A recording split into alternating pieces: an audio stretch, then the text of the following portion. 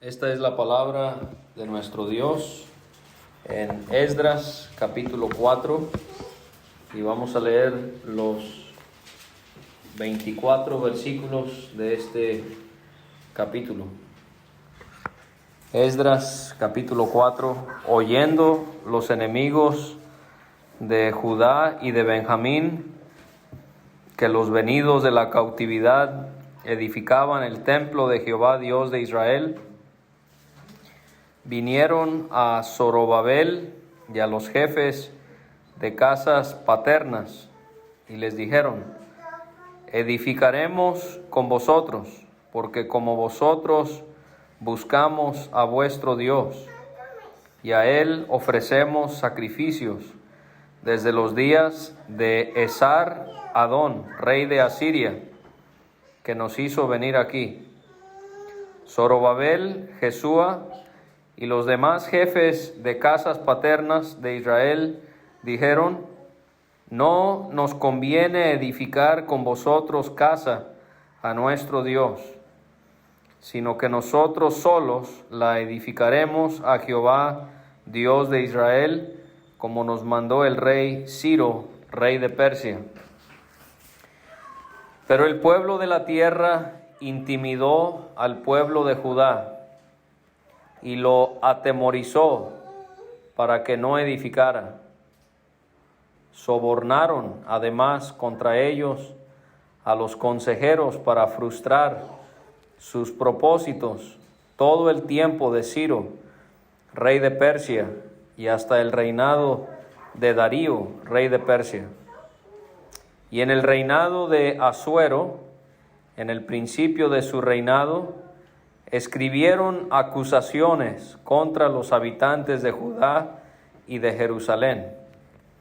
También en días de Artajerjes escribieron Bislam, Mitrídates, Tabeel y los demás compañeros suyos a Artajerjes, rey de Persia, y la escritura y el lenguaje de la carta eran en arameo. Rehum, canciller, y Simsai, secretario, escribieron una carta contra Jerusalén al rey Artajerjes. En tal fecha escribieron Rehum, canciller, y Simsai, secretario, y los demás compañeros suyos, los jueces, gobernadores y oficiales, y los de Persia, de Erec, de Babilonia, de Susa, esto es, los elamitas, y los demás pueblos que el grande y glorioso Asnapar transportó e hizo habitar en las ciudades de Samaria y las demás provincias del otro lado del río.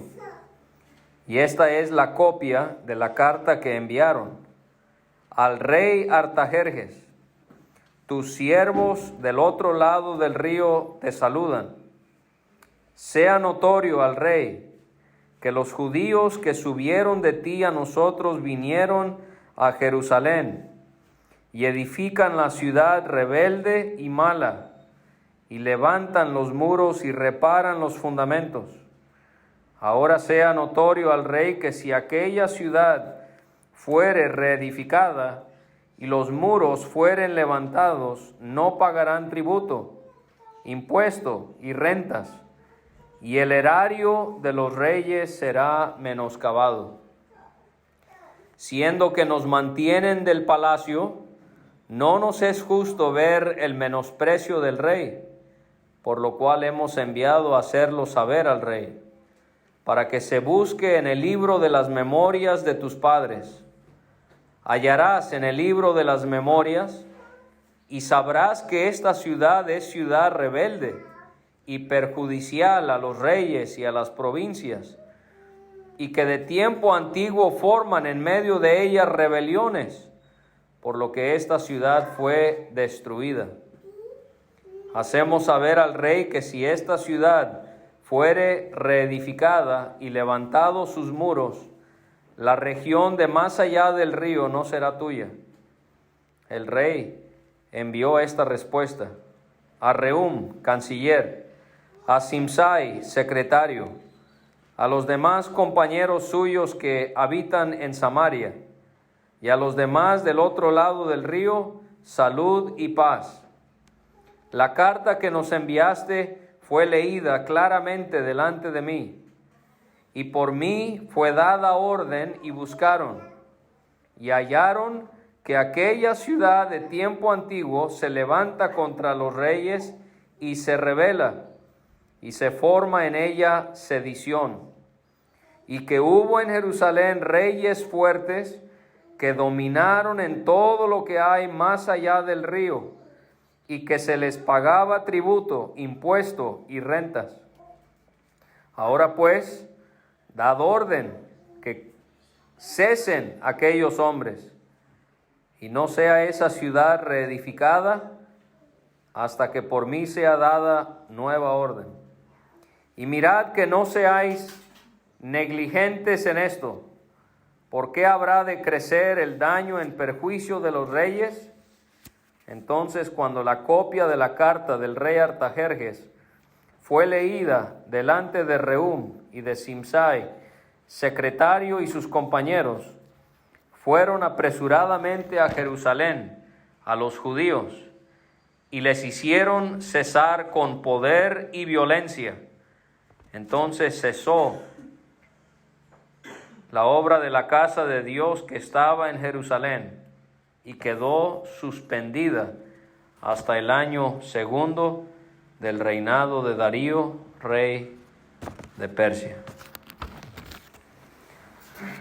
Hermanos y hermanas, para que recordemos lo que estamos estudiando en este libro de Esdras, se acordarán que Israel había sido llevado en exilio a Babilonia. Babilonia estaba a 2000 kilómetros de Jerusalén, muy lejos. Habían sido llevados muchísimos israelitas, cuando ellos también habían destruido a Jerusalén, las casas, el templo y también el muro de la ciudad. Quizás se acuerden que en el capítulo 1 de Esdras habíamos visto que Dios obró en el corazón de un rey llamado Ciro. Él era el rey de Persia. En los días de Ciro, Israel estaba bajo el control de los persas. Pero Dios, que todo lo puede, Dios que puede obrar hasta en el corazón más duro, más reunente, más rebelde, Él obró en Ciro. ¿Y qué hizo el rey persa? Mandó un edicto, un escrito, una ley que decía: los israelitas se pueden regresar a su tierra. ¡Qué grande! ¡Qué milagro! Sí, porque Dios así lo había determinado. Ya se habían cumplido esos 70 años que Dios había dicho que ellos iban a tener que estar allá. Se cumplieron los 70 años y Ciro le dice a los israelitas: pueden regresar a su tierra. Y no solo eso, yo voy a ver la manera de apoyarles en animar, en proveer los materiales que ustedes van a necesitar para reconstruir la casa, el templo de Dios. Y cuando vimos el capítulo 1, hace algunos meses, nos admirábamos de cómo Dios puede obrar en cualquier persona. Ciro era el rey. Ciro era un hombre muy poderoso. Él no adoraba al Dios de Israel. Pero hermanos, Dios puede trabajar en cualquier corazón. Y esto nos anima, nos recuerda que aquellos familiares, aquellos conocidos que tenemos que parecen no querer nada con Dios, Él puede obrar en ellos y nosotros tenemos que seguir orando por ellos. Luego en el capítulo 2, ¿se acuerdan ese capítulo que tiene varios nombres que son mencionados? veíamos que el capítulo 2 de Esdras es un censo. Se cuentan todos los israelitas que regresaron a su tierra, porque no todos regresaron. De eso nos habla el libro de Esther. Muchos hebreos no quisieron regresar. Y eso es triste, porque ellos estaban en una tierra ajena. Ellos no debían estar allá, debieron haberse regresado, pero se habían ya acostumbrado a vivir en una tierra ajena. En vez de querer estar donde iba a estar el templo de Dios, donde iba a estar la presencia de Dios, ellos optaron por quedarse allá en un país extraño, donde no se adoraba a Jehová. El cristiano a veces puede contentarse con este mundo, en vez de disfrutar cercanamente la presencia de Dios. Aprendemos de los hebreos, de los judíos, que ellos disfrutaron mejor quedarse allá en Babilonia, quedarse allá en esa tierra lejana y disfrutar todo lo que tenían allá, pero donde no estaba Dios. Luego en el capítulo 3, en la última visita que hicimos, veíamos el capítulo 3, donde manos a la obra. ¿Qué hicieron los israelitas? El altar. Ese altar donde sacrificaban los animales para adorar a Dios, lo pusieron en su lugar. Las cosas ya van mejorando. Ya está ese mueble sobre el cual se elevaban sacrificios a Dios. Y también vimos en el capítulo 3, se comenzó el trabajo de la reconstrucción del templo. Comenzaron a echar los cimientos, comenzaron a trabajar para que la morada de Dios fuese otra vez construida. ¿Se acuerdan que veíamos que hubo tanta alegría, tanto gozo, que los jóvenes se admiraban de cómo estaba quedando este trabajo? Y los ancianos lloraban porque se acordaron de aquel templo que habían tenido en los días de Salomón, que había sido destruido. Pero ya estaban trabajando, ya estaban retomando la reconstrucción del templo para que una vez más pudiesen adorar a Dios en el lugar que Él les había mandado. Pero aquí en el capítulo 4 ellos van a enfrentar obstáculos. Porque leímos en el versículo 1, oyendo los enemigos de Judá y de Benjamín. Los enemigos. Y vamos a aprender, hermanos, en este capítulo 4 que cuando hay personas que están queriendo hacer el trabajo que Dios quiere que se haga, siempre se van a enfrentar con oposición.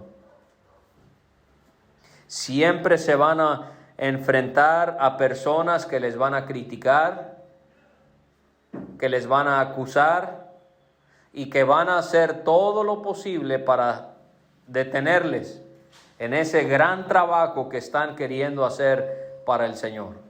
Y esto es lo que sucede en este capítulo 4. Los enemigos de Judá y de Benjamín, habiendo oído que los venidos de la cautividad edificaban el templo de Jehová, Dios de Israel, y ellos van a hacer todo lo posible para detenerles. Estos enemigos de Judá y de Benjamín,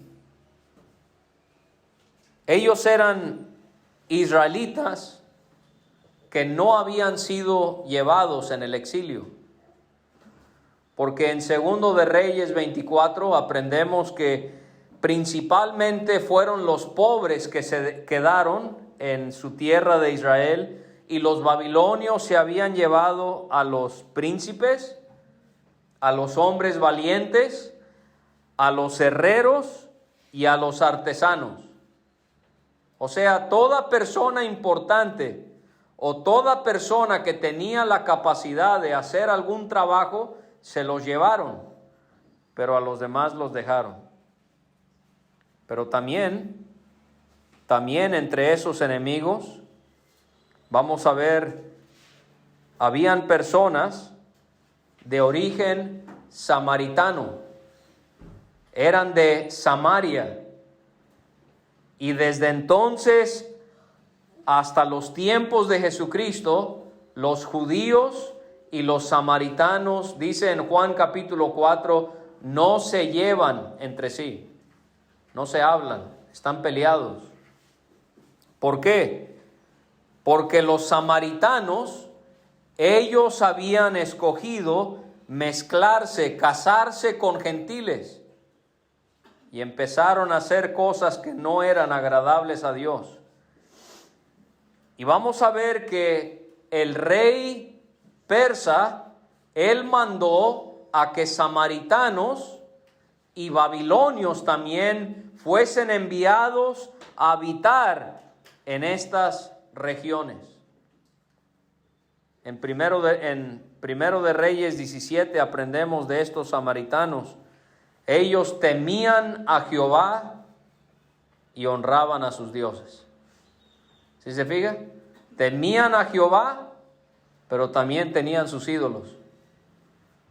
Eran personas que estaban mezcladas con las cosas de este mundo, con la confusión de la idolatría y con toda práctica que no es agradable a Dios. Y al ser llamados enemigos, hace ver que no eran verdaderamente creyentes en Dios. Y ellos van a representar, como siempre en la iglesia, van a haber personas que aparentan ser cristianos, dicen ser cristianos, pero realmente muestran que no lo son. ¿Por qué? Porque siempre están impidiendo el avance de la obra de Dios, porque trabajan para el diablo, porque trabajan para Satanás. Porque una persona que realmente es de Dios nunca va a querer ser obstáculo a que se propague el evangelio. Algo parecido se va a enfrentar Nehemías, el libro que sigue a Esdras, Nehemías, cuando ellos están reconstruyendo el muro que protegía la ciudad de Jerusalén. Nehemías también se va a enfrentar con gente muy mala, un hombre llamado Sanbalat, por ejemplo. Y otra vez repito, vamos a aprender aquí, hermanos, en el capítulo 4, que cada vez que queremos hacer algo bueno para Dios, el diablo va a buscar la manera de detenernos. Y estos enemigos, estas personas malas, vinieron con Zorobabel y con los jefes de las casas paternas. ¿Quién era Zorobabel? Solo para recordarle, Zorobabel fue el varón que guió al primer grupo de israelitas que regresó de Babilonia a Israel. Y Zorobabel, él también iba a ser como el supervisor de que se reconstruyera el templo de Jehová de una manera que fuese agradable a Dios. ¿Y qué fue lo que los enemigos de Judá y de Benjamín le dijeron a Zorobabel y a los jefes de las casas paternas? Le dijeron: edificaremos con ustedes, porque como ustedes buscamos a su Dios, y a Él ofrecemos sacrificios desde los días de Esar-Adón, rey de Asiria, que nos hizo venir aquí. ¿Sí ve cómo fue que empezaron? Ellos aparentaron querer apoyar la obra que estaban haciendo los israelitas. Pero no se nos olvide que ellos son enemigos de ellos. No son personas con buenas intenciones. Ellos en todo momento van a mostrar que quieren arruinar el trabajo que estaban haciendo Zorobabel y los demás hebreos en reconstruir el templo. Ellos querían meterse para decidir sobre cómo se iban a hacer los trabajos. y al final de cuentas porque querían detener este trabajo que estaban haciendo. O sea, ellos llegaron hablando muy bonito. Nosotros vamos a trabajar con ustedes y queremos trabajar en reconstruir el templo porque nosotros adoramos al mismo Dios que ustedes. Y los mismos sacrificios que ustedes ofrecen a Dios, nosotros también se los ofrecemos a Dios. Pero estaban actuando hipócritamente. Y nosotros, hermanos y hermanas, tenemos que tener cuidado con personas que nos hablan muy bonito, pero al final vemos que sus intenciones no eran agradar a Dios, sino más bien perjudicar a uno y perjudicar la palabra de Dios. Ellos dijeron que venían ofreciendo sacrificios desde los días de Esar-Adón, rey de Asiria, que los había hecho llegar a donde ellos estaban. Aún en esto, ellos muestran quiénes eran realmente, porque estas personas habían sido del reino del norte, de lo que había sido llamado Israel. La capital se convirtió Samaria. Ellos habían sido exiliados no por los babilonios, sino por los asirios. Y al regresar a Israel, se les pidió que ya no llegaran a Israel, sino que se fueran a Judá. Y así fue como esa región se pobló de samaritanos y de babilonios. Estas personas se hicieron pasar por ser personas muy fieles a Dios, porque nosotros no hemos dejado de ofrecer sacrificios desde que fuimos sacados, desde los días de este rey Esar-Adón. Pero hermanos, ellos estaban mal. ¿Por qué? Porque no debieron haber ofrecido sacrificios sin tener el templo en Jerusalén. Eso estaba mal. ¿Cómo que ustedes estaban ofreciendo sacrificios si por tanto tiempo el templo había sido destruido? Y la ley de Moisés claramente mostraba que los sacrificios a Jehová solo debían ofrecerse en el templo, no donde querían. Es más, si alguien ofrecía un sacrificio fuera del templo, esa persona moría. O sea que aquí ellos están dilatando a ellos mismos porque no debieron haber estado ofreciendo sacrificios porque el templo había sido derribado.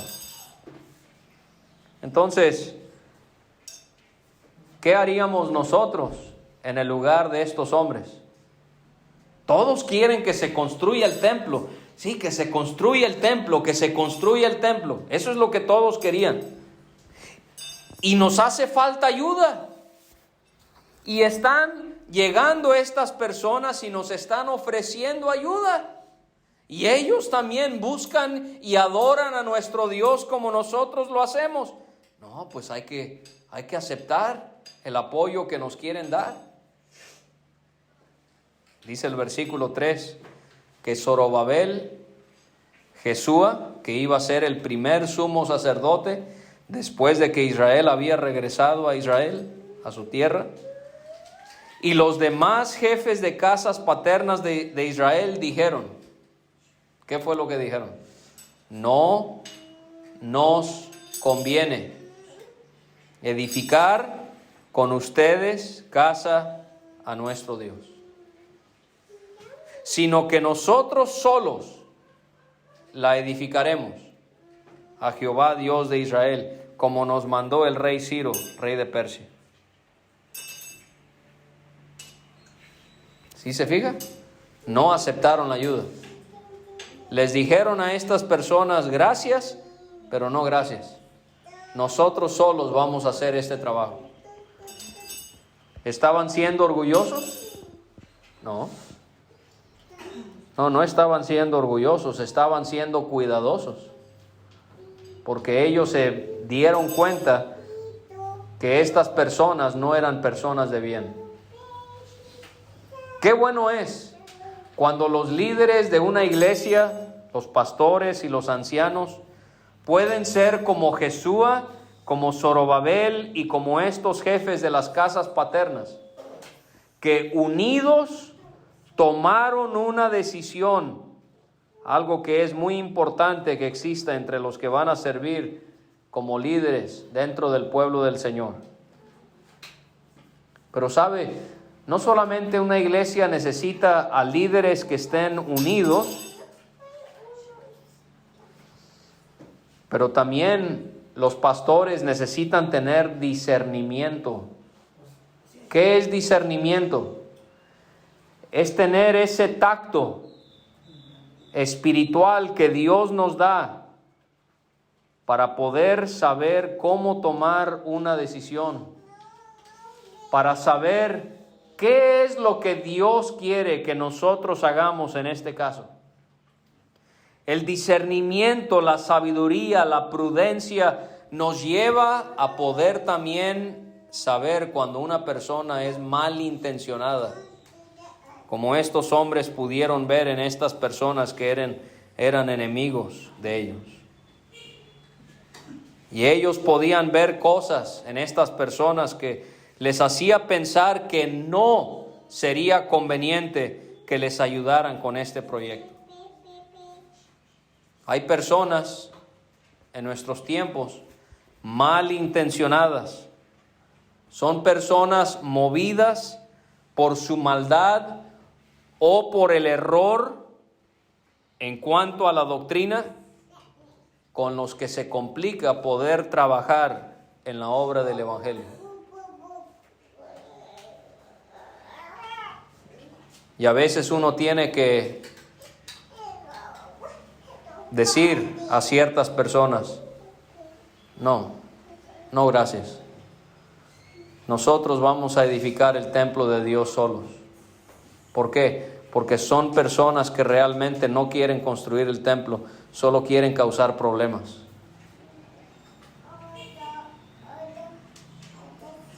Aquí también me doy cuenta que estos hombres, ellos entendían que estaban construyendo el templo ¿a quién? ¿Para el rey? No, aunque el rey Ciro los había enviado. No, ellos estaban convencidos de que ellos estaban edificando el templo a Jehová, Dios de Israel. Y cuando nosotros estamos convencidos de que le servimos a un Dios vivo y verdadero y que no le servimos al hombre, ahí es cuando tomamos decisiones que glorifican a Dios. Las iglesias necesitan a varones, no que anden pensando, ¿qué va a pensar el hermano David? ¿Será que le va a gustar o no? ¿Será que le va a parecer o no? No, apreciamos al hermano y lo respetamos, pero nos importa más qué dice Dios. ¿Qué dice Dios? Porque es a Él quien adoramos, es a Él a quien servimos. Y entonces ellos decidieron que solos edificarían la casa de Jehová, como les había mandado el rey Ciro. Pero esta gente mala no se dio por vencido, porque así son estas personas, le quiero decir. En el versículo 4 leímos ahí: el pueblo de la tierra intimidó al pueblo de Judá y lo atemorizó para que no edificara. Si se fija, primero fue por las buenas.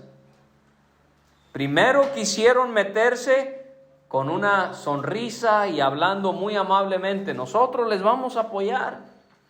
Y cuando no se dieron por vencidos por las buenas, ahora mostraron lo que verdaderamente eran.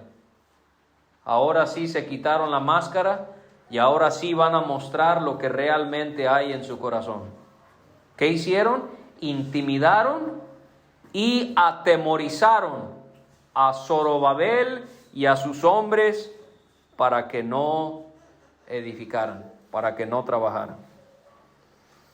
Al no poder asociarse con ellos por las buenas para reconstruir el templo, ahora lo iban a buscar por las malas, al actuar conforme a lo que realmente eran.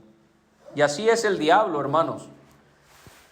tenemos que saber que el diablo es muy inteligente. Él es muy astuto. Y si él quiere destruir el evangelio en Paraíso, él va a buscarlo de una manera. Y cuando esa manera no le funciona, ¿usted cree que el diablo va a decir, bueno, ya intenté, ahí lo voy a... No, él ahora va a ir por esta otra manera. Y el cristiano, dice Pablo en Efesios 6:16, cuando él habla de la armadura que debemos de ponernos, ¿qué dice Pablo? Tomen el escudo de la fe, con que puedan apagar todos los dardos de fuego del maligno. ¿El diablo tiene un solo dardo? No, tiene dardos. Lanza este dardo, lanza este otro dardo, y tenemos que escudarnos ante cada uno de estos ataques. Estas personas trataron de intimidar, dice ahí, a los israelitas, de que no construyeran el templo. ¿Qué es intimidar? Esta palabra tiene que ver con desanimar. Esta palabra en hebreo tiene que ver con hacer caer o debilitar los brazos. Y ustedes bien saben la fuerza que se necesita para trabajar en la construcción. Bueno, estas personas intimidaron a los que estaban trabajando, buscaron debilitarles sus brazos. O también esta palabra en hebreo, intimidar, tiene que ver con hundir o con derribar el corazón. O sea, vieron el ánimo que tenían de construir el templo y ¿qué quisieron hacer? Derribarlos. Quisieron desanimarlos. ¿Así actúa una persona de Dios? Una persona que es un hombre que sigue las Escrituras, que es guiado por el Espíritu Santo, ¿él va a andar intimidando a los hermanos para que hagan lo que él dice? No. No solamente intimidaron, pero también atemorizaron. Esta palabra tiene que ver con asustar. Es causarle problemas a alguien. Hermanos y hermanas, tenemos que entender esto. Hombres de Dios no tratan de impedir el servicio a Dios. O sea, una cosa es que estemos en desacuerdo con alguien. Otra cosa es que busquemos hacer cosas para que ya no se predique el evangelio en algún lugar, por ejemplo. Alguien que diga, si ustedes siguen invitando a fulano de tal, ya no vamos a ir a apoyarles. Ellos están tratando de impedir que se predique la palabra. Esa no es una persona que está actuando bajo la guía de Dios. Es claro que estas personas no temían verdaderamente a Dios. Pero aunque no pudieron con eso, no le pararon allí. Porque leemos en el versículo 5, sobornaron además contra ellos a los consejeros para frustrar sus propósitos. Todo el tiempo de Ciro, rey de Persia, y hasta el reinado de Darío, rey de Persia.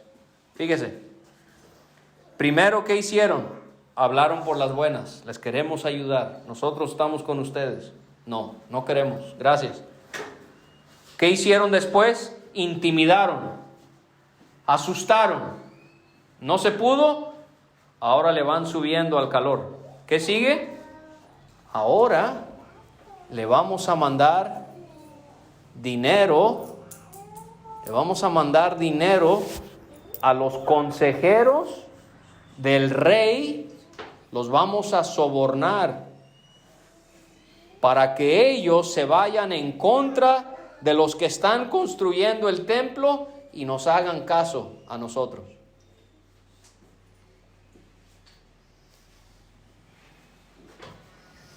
El soborno es pecado.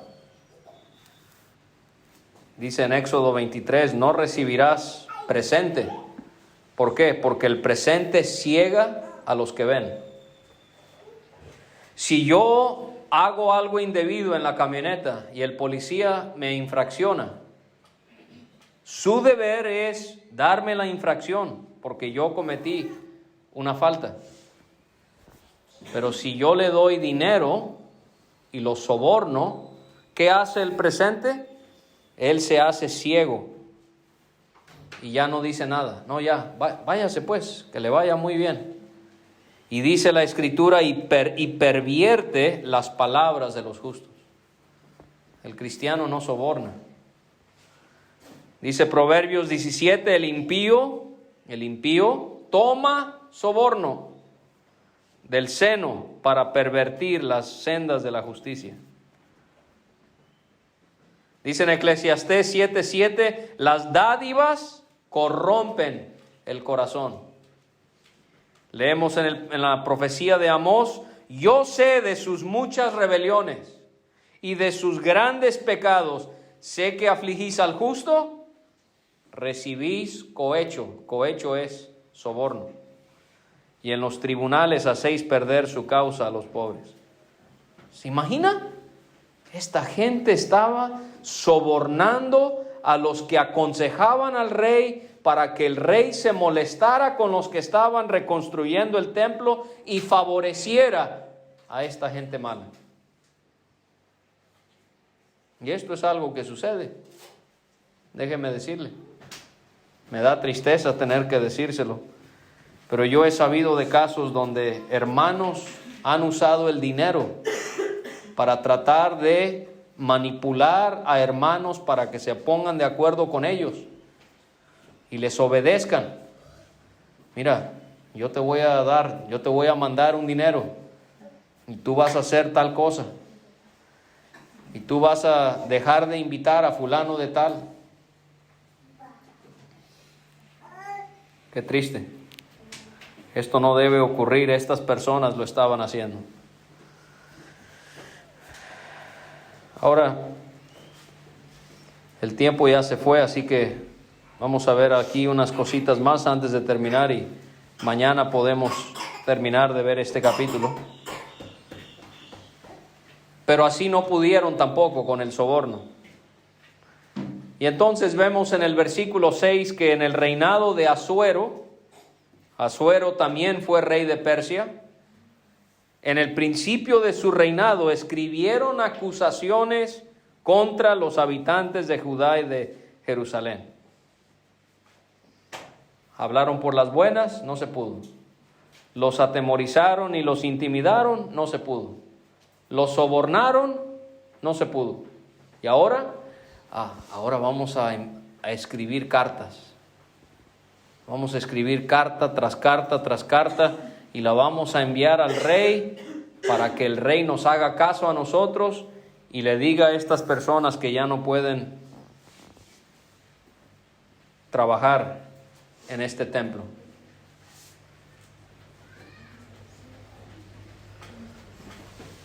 Quiero animar a mis hermanos varones, principalmente que están aquí.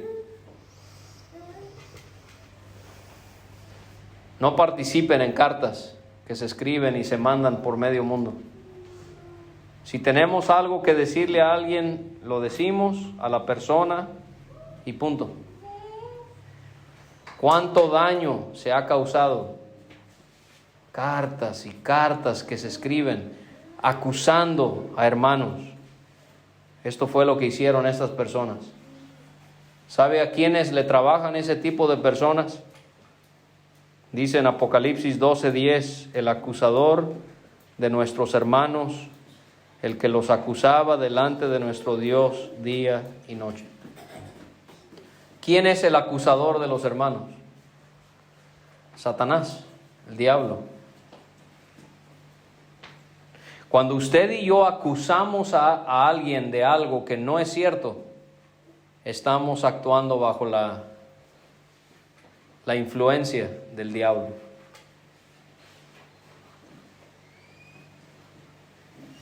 Tenemos que tener mucho cuidado con el chisme, con la crítica, con la calumnia. Estas personas escribieron estas acusaciones contra los habitantes de Judá y de Jerusalén. En este capítulo creo que hay 4 cartas de las que se nos habla. La primera, en el versículo 7. La segunda, en el versículo 6. La primera en el versículo 6. La segunda carta en el versículo 7.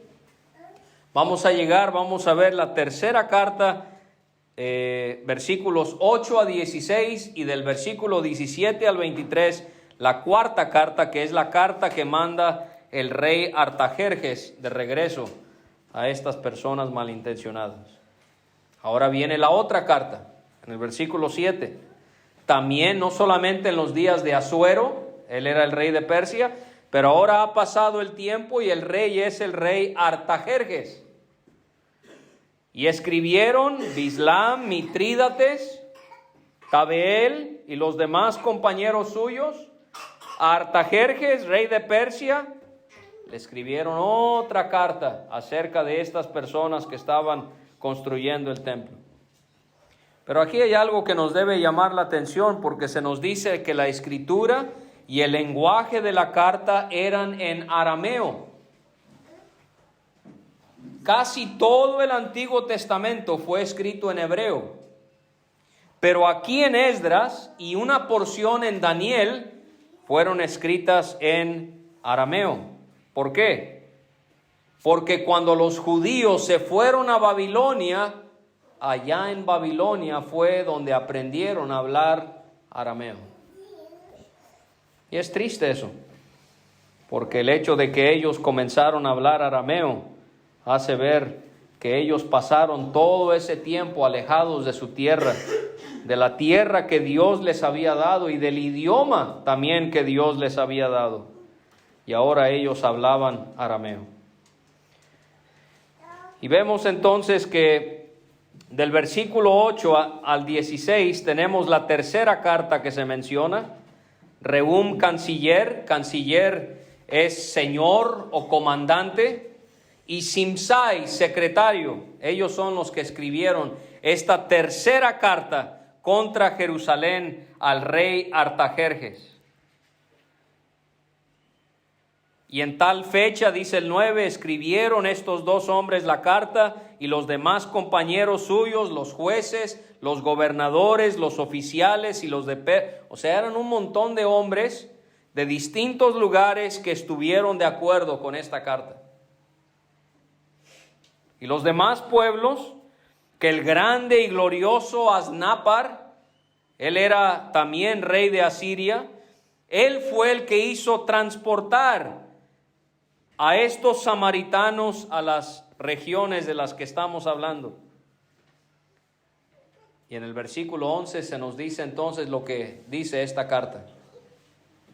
Y va a comenzar a describir, va a dirigirse esta carta al rey Artajerjes. Y vamos a ver mañana lo que esta carta decía y qué fue lo que escribió el rey en respuesta a esta carta que recibió.